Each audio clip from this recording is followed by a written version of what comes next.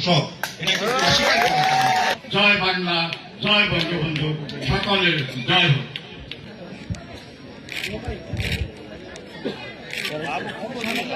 যে বিএনপি এই এলাকায় ফেল করবে না মহিষা, অন্তত নুরুদ্দিন অপু ভাই, কিন্তু ভোটের ব্যবধান আমাদের প্রাধান্য হবে যখনই আমরা ভোটের ব্যবধানে ওই ডামুড্ডা গোসালারের চেয়ে পার্সেন্টেজ বেশি দিতে পারবো, সেইটি হবে আমাদের সফলতা।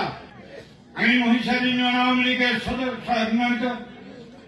সভাপতি হিসাবে আমি সকল মা বোনদের যারা এই বৃষ্টির আপনার যেই শীতের কনকনা রাত্রে এখানে উপস্থিত হয়েছেন, আমি মহিষার ইউনিয়ন আওয়ামী লীগের পক্ষ থেকে সকল উপস্থিত সবাইকে আন্তরিক ধন্যবাদ ও শুভেচ্ছা। আমি শরীয়তপুরের উন্নয়নের জন্য ওনার কাছে আবদার রাখলাম।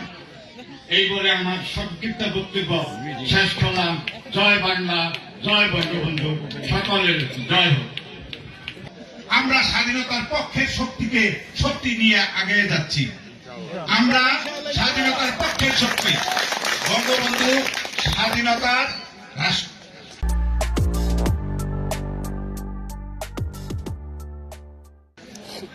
স্থপতি, আর জিয়াউর রহমান স্বাধীনতার ঘোষক, এটা কিন্তু অস্বীকার করা যাবে না। ভুল হবে। ইতিহাস সাক্ষী দিচ্ছে জিয়াউর রহমান ওই সময় স্বাধীনতার ঘোষণাপত্রটা পাঠ করারা কার মাথায় এত সাহস হয়েছে, কার এত সেই সময় জিয়াউর রহমান সাহেব স্বাধীনতার পক্ষে। এই প্রথম বাংলাদেশের ইতিহাসে একটি সভা অনুষ্ঠিত হলো, সেটা এই মহিষা ইউনিয়নে সর্বদলীয়, যেখানে বাংলাদেশের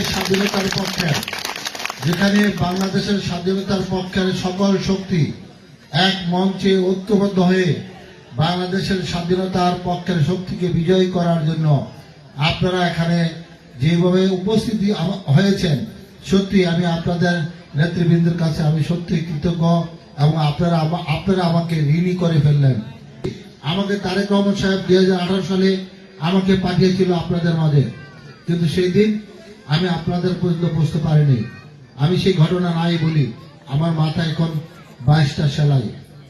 আমি শুধু এমপি হওয়ার জন্য আসি নাই, আমি আমার পরিবারকে নতুন শহর, নতুন স্বপ্ন, নতুন শরীয়তপুর গড়ার জন্য তারেক রহমান আমাকে পাঠিয়েছে। ইনশাআল্লাহ আপনাদের সন্তান, আপনাদের ভাই আগামী দিনে এই অবিলি শরীয়তপুরকে